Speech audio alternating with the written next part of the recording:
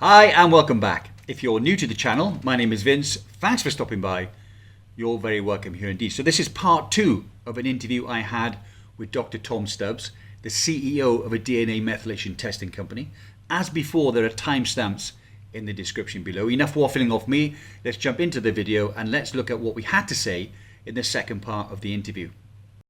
So Chronomics as a company, you've got, I think it's you call it the health biomarker engine. Is that correct? Yeah, well, we have. Yeah, is it like sorry, is it like a database or is it like a dashboard for an individual when they log on, they can see all of their information there? Is it similar to that? Yeah. So, well, we have. I guess there's two things here. We have user accounts where people can access their epigenetic information, both from a biological age perspective, but also then understanding how specific genes or specific positions are changing with methylation related to different environments and lifestyle contexts. We obviously have other biomarkers that we can look at as well with that information. When we talk about the biomarker discovery engine, that is much more around defining new biomarkers, supporting better understanding of biomarkers from a research context, and essentially supporting access for people of getting new biomarkers into the market as well. Okay, so you're only a B2B company. DoNotAge.org only offer the epigenetic age test. If someone wanted to seek out a company that would give them the full array of what you offer, how do they go about finding your partners? Are they on your website or? Yeah, sure. So people can purchase testing directly off us, kind of in a D2C fashion. But we predominantly work with partners, and we would encourage people to work with our partners because that's where you're getting that actionability piece from. But if you want access to that biological information, and that's all you kind of want, then you can come direct to Chronomics, and we can obviously support getting access to actions that you wish to take. Example being kind of do not age from a supplementation perspective. How often do you recommend people should do this kind of testing to monitor what they're doing? Because I know that the biological age test that Do Not Age do is quite expensive. I'm guessing the more markers that people want to look at their overall epigenetic standpoint or epigenetic stage is going to cost a lot of money.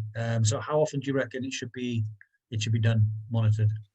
Yeah, sure. So we I'd say the simple answer is it depends on the context, depends what the person's doing, etc. We've got some people that are testing on a quarterly basis, but more typically it's 6 monthly or yearly as part of a checkup, an annual check, if you like, to see how you're aging from an epigenetic perspective.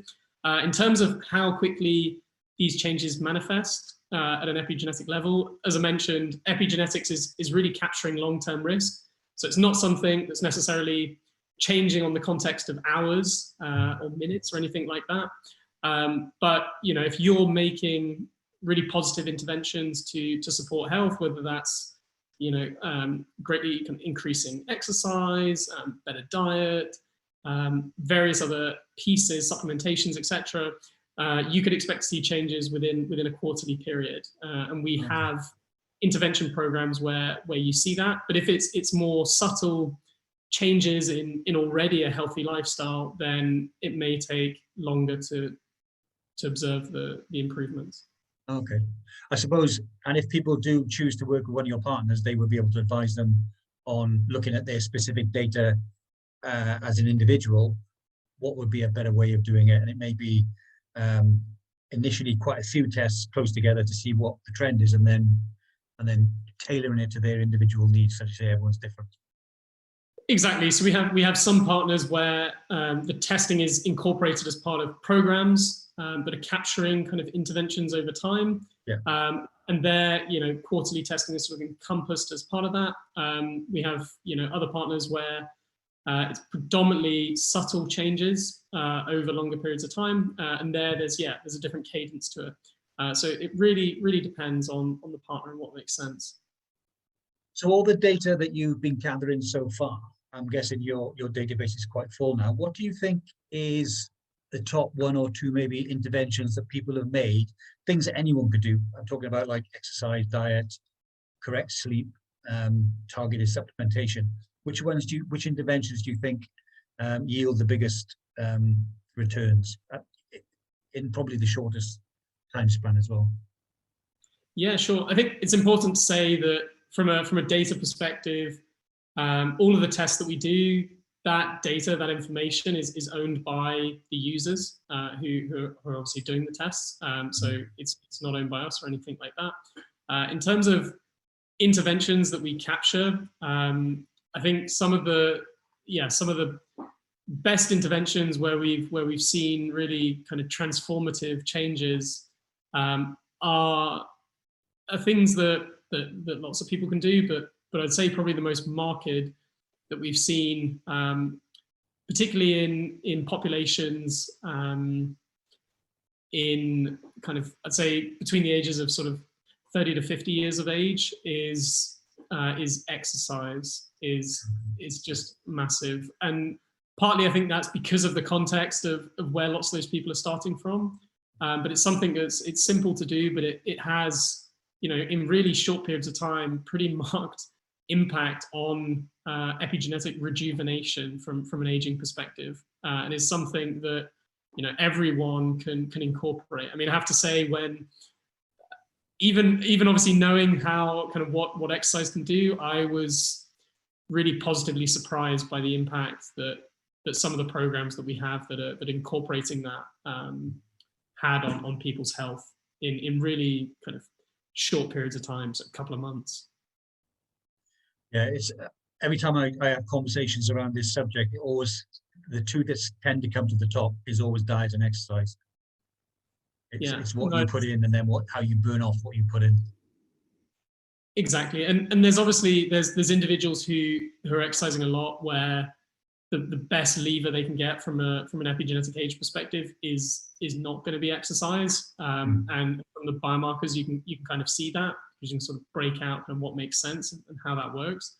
But yeah, where it is a factor that's easy to improve, it does make a big difference. Yeah.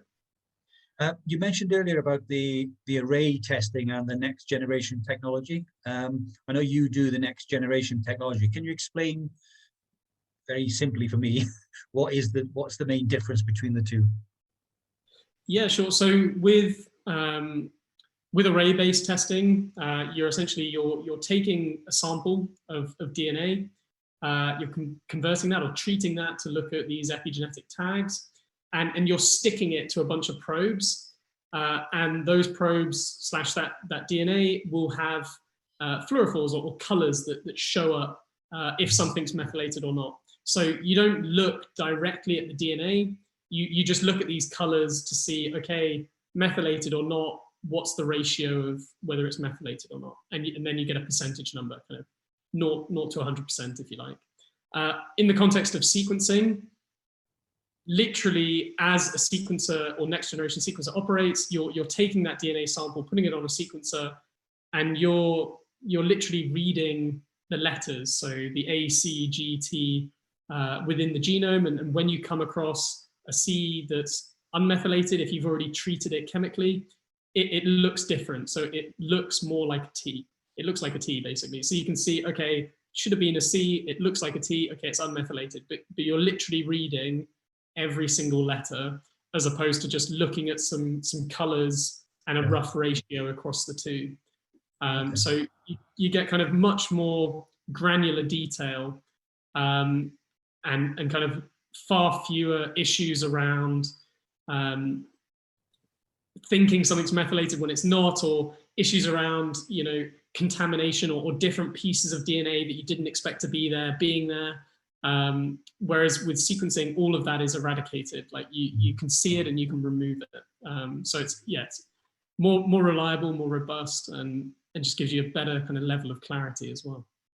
Far more targeted, sort of exactly what you're looking at, as opposed to a hazy picture trying to pick out an unfocused picture, and you're looking at more of a focused picture. Yeah, exactly. It's like rather than looking at I guess a blurry photo of a scene, you're watching the scene in terms of kind of what you're getting at it. Okay. So not necessarily the industry standard, but people always tend to talk about the Horveth clock as being the best one, with no substance behind it, but that just seems to be the case at the moment. Theirs is an array testing system, correct? Right.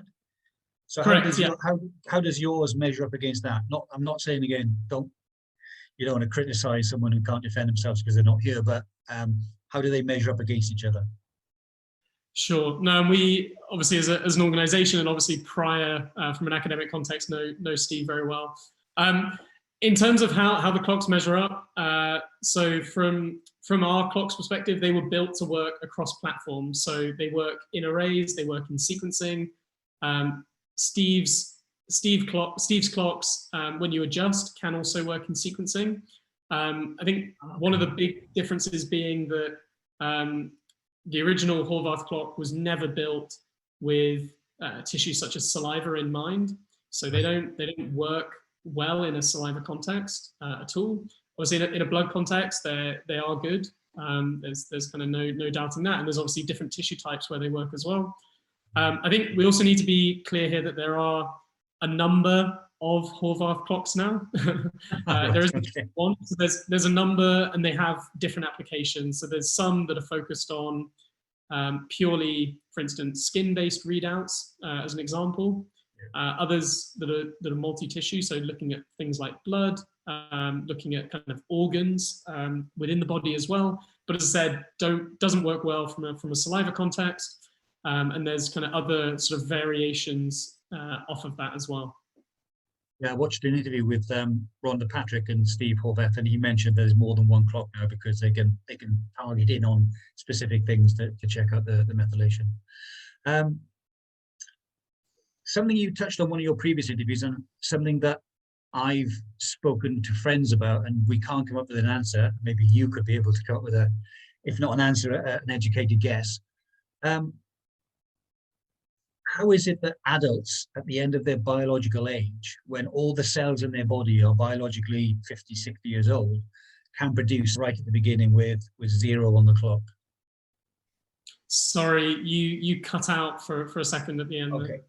So with regard to older people in their 50s or 60s who've got biological age of 50 or 60, all of their cells are of that age, how can they produce a brand new life right at the beginning with a clock set at 0? Would it not be easier, or would there not be a way of finding out how that happens and then be able to reverse engineer that into reversing the aging in our cells as well?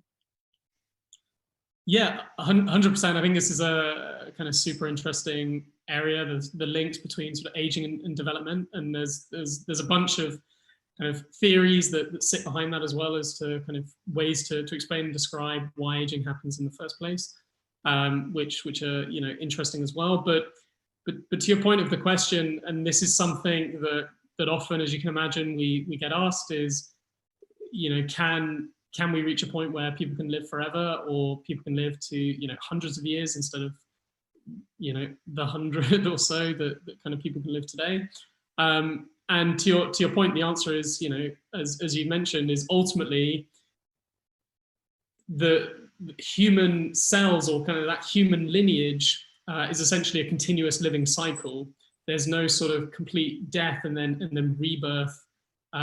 There is constantly a generational link. So fundamentally, biology can go on living forever, and clearly development during that process has worked out how to reset everything back to kind of ground zero, into a new generation, to then go on that journey again and have a reset to ground zero again. And definitely there's learnings there from a developmental perspective that can be applied in an aging context. So a bunch of work that I was doing in my kind of previous lab, and it's been carried on by some incredible people in that lab, is focused around taking taking skin cells from people, and essentially you can take cells from a 70-year-old, skin cells, and you can reprogram them to what we call induced pluripotent stem cells, or iPS cells, which look like an embryonic cell, and then you can differentiate them again, and the age is 0 or 1 or very close to 0 from a 70-year-old. And what we've now shown is that actually going all the way back in the context of an adult human is not a good thing, because ultimately that embryo cell can become anything. Yeah. So it's very reminiscent of cancer in some context. So you wouldn't want to do that as a therapy or a treatment. But actually what you can start to do now is begin that process, but whilst the cell is still looking like a skin cell, you can redifferentiate it again. And actually the age reversal is one of the earlier steps in that process. And so you can get that reversal without needing the rejuvenation back, or the de-differentiation back to a kind of embryonic stem cell. So there's definitely kind of opportunities and learnings from understanding those sorts of systems better that can be used in the context of aging. From a developmental perspective, how does nature do it? Fundamentally, when an egg and sperm are kind of coming together, there is a wave of demethylation. So essentially the whole epigenetic machinery, or all of the kind of DNA in that new being that's going to go on to become kind of an adult human at some point, is completely wiped, and then reprimed and reprinted to then form the basis for that individual moving forwards. So that's how nature goes about it, and that happens across, again, a whole host of different species. Yeah. So there is that sort of repriming event, if you like, or erasure of methylation or epigenetic patterns, and then putting it back, that occurs. And that's how nature does it. Very interesting. On a previous interview, you talked about epigenetic influences across generations. So something that's happened epigenetically to, say, a grandfather or great grandfather could affect me, for example. So can you explain how that happens? Yeah, sure. So I think there's a distinction to be made here between what scientists would probably call kind of true transgenerational effects, so things that happen across generations, versus things that happen in utero. So obviously, when a mother is with child, and there is a sort of big point to be made here around the distinction. So, for instance, if a mother is giving birth to a daughter, the oocytes, or the eggs that could go on to form the granddaughter, are already present. So if the mother is experiencing something and the daughter then gets to experience it, the granddaughter's already got exposure to it, if you understand what I mean. Whereas from pure transgenerational is events that are happening outside of the context of any future generation being able to experience it in any way directly. So the in utero effects have been, I guess, studied and documented in a number of different contexts. I guess some classic examples being, for instance, the kind of famines and dietary related examples that have just happened throughout history that people can see and have studied and understood, versus transgenerational, which I would say is still very much being experimented on and understood, and from a human perspective, to try and understand whether it is happening or at what level it's happening. In other species, so you can take worms, there definitely is transgenerational effects that happen across multiple generations. It could even be up to kind of 9 generations, an experience can then impact. But in mammals, as I said, around this aging phenomenon, all of that epigenetic memory, or the vast majority of it, gets wiped every new generation that begins.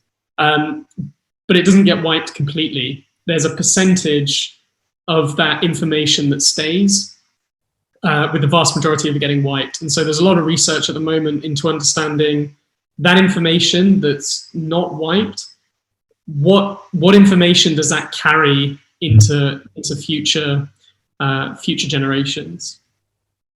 So it could be, when we find that out, things that we're doing to ourselves at the moment could be negatively affecting our great-grandchildren, but we don't know about it yet. Yeah, correct. That stuff's still ongoing. I mean, there's in terms of the in utero stuff, that's well studied from a smoking perspective. You know, one of the reasons mothers are told not to smoke when they're with a child is because if you look at the epigenome of that child, you can see differences and obviously health outcomes that come from that. Similarly with folic acid as an example of something that's given from a supplementation perspective to a pregnant woman during that journey to ensure that from an epigenetics perspective, amongst other things, that embryo is getting what it needs to develop well and enter the world as intended. But yeah, you're right. There's the potential also for things that we don't understand properly to affect stuff potentially generations beyond that.